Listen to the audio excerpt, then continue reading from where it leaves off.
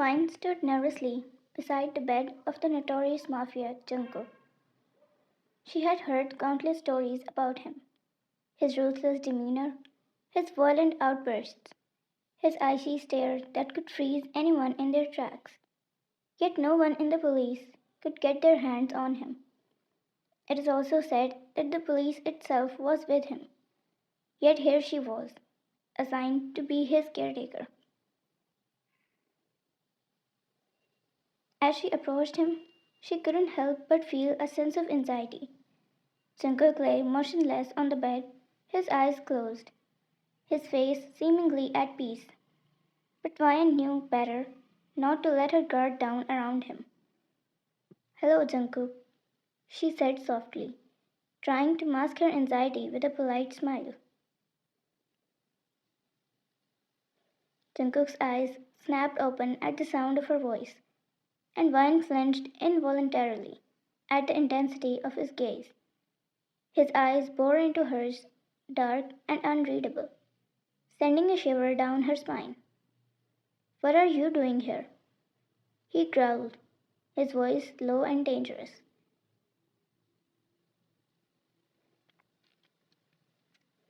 I'm your caretaker, Vine replied, trying to keep her voice steady.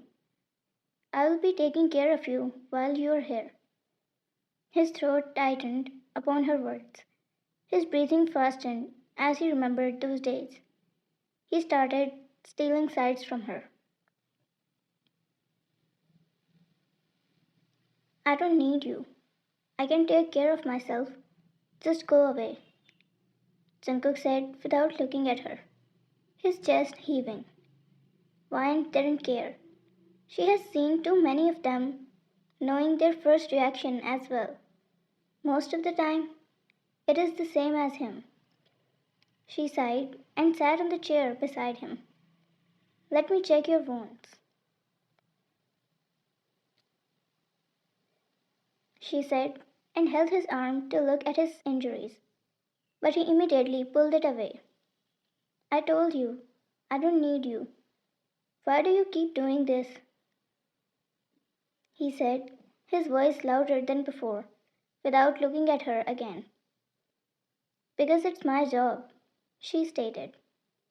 I don't want to do it by my own will. Jungkook, I will pay you whatever you need. Just go away already. I don't need anyone. Fine. We all need help in our lives. It's okay to ask for it. You cannot take care of yourself in your condition. You don't have to do everything on your own. Saying that, she took his heavy, muscular arm in her hand and looked at his injuries. Jungkook never came in a hospital like this and admitted to a ward with other people. He had always been treated in an elite care hospital, in a private room with personal doctors assigned only for him.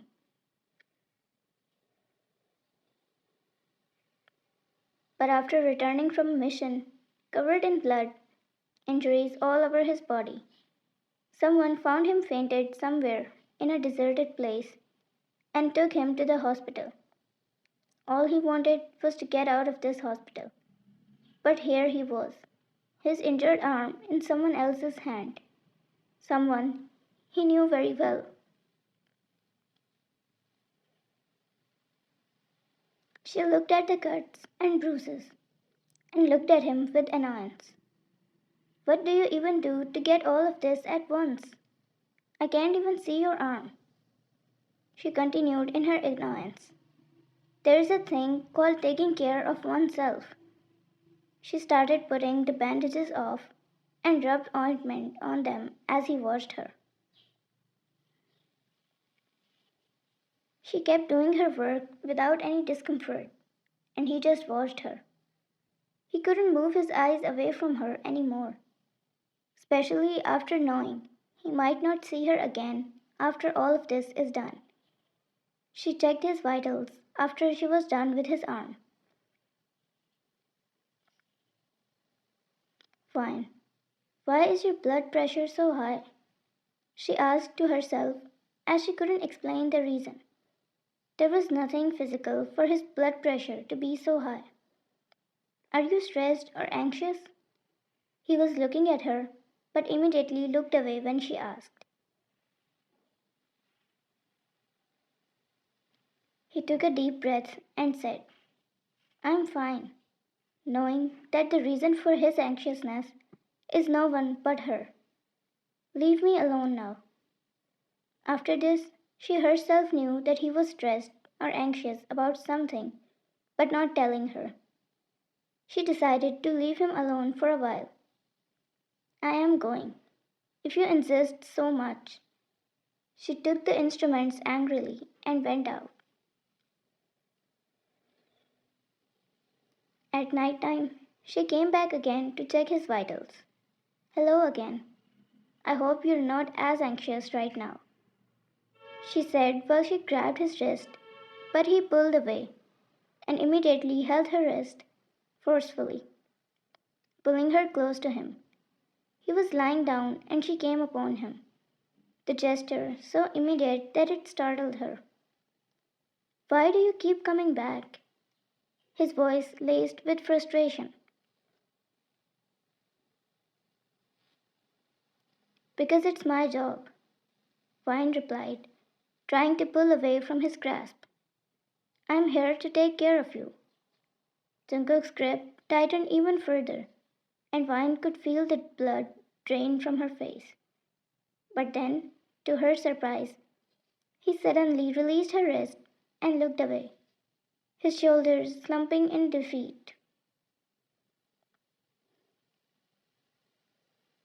I'm getting transferred to an elite care hospital, but I don't want to be admitted again, he murmured, his voice barely audible.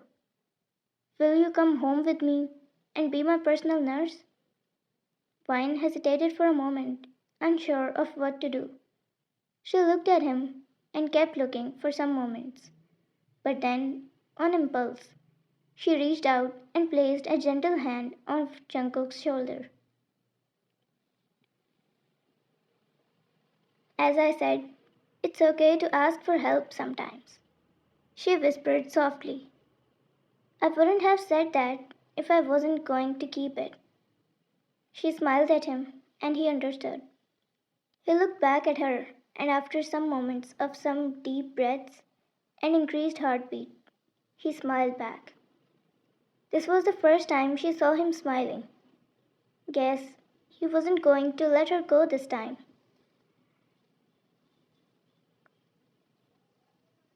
For days, Vine tended to Jungkook's needs, navigating his mood swings and temper tantrums with as much patience as she could gather. She quickly learned that his anger was like a ticking bomb, ready to explode at the slightest provocation.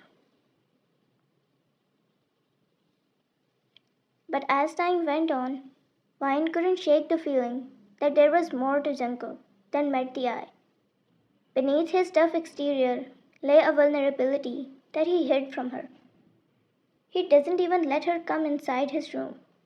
She lives in the guest room, and when he needs to be checked or something, he comes to the living room himself.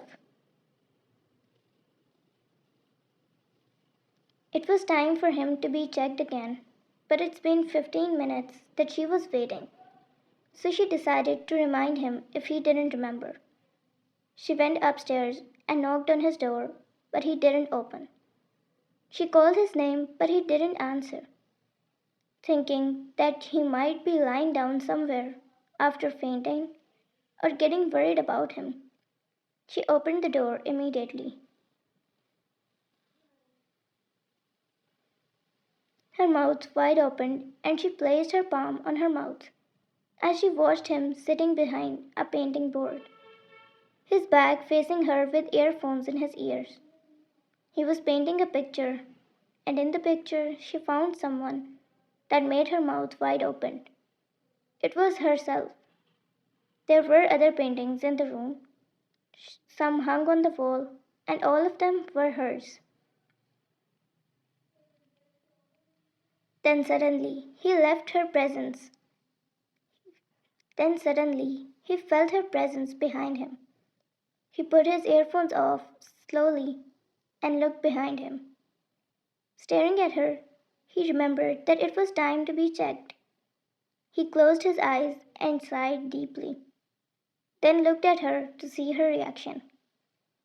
Let me explain, Vine. It's not. She cut him off when she went to the painting hung on the wall.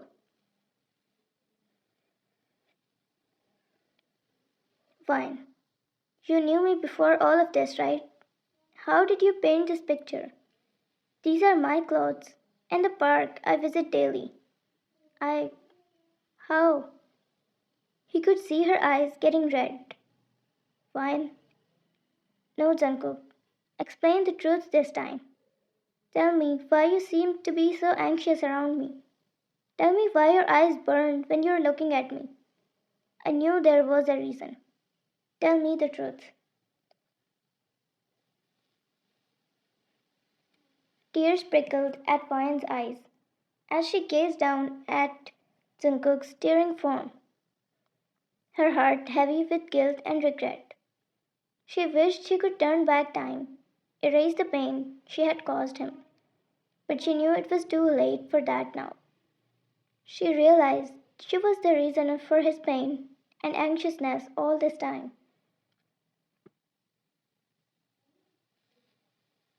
Jungkook, I loved you from the shadows. I always looked at you from afar, knowing damn well that you can't be mine. You wouldn't accept me, just like everyone else. Why would you accept some murderer when you could get someone much better than me? I didn't want to be the cause of your pain, so I tried my best to forget. And look. He looked at the paintings and said, Look, where my trying best got me. He laughed with his teary eyes. He looked at her, and his heart shattered into pieces when she saw the disgust in her eyes for himself. They kept looking at each other, her having disgust in her eyes, and him having love for her in his eyes. To be continued.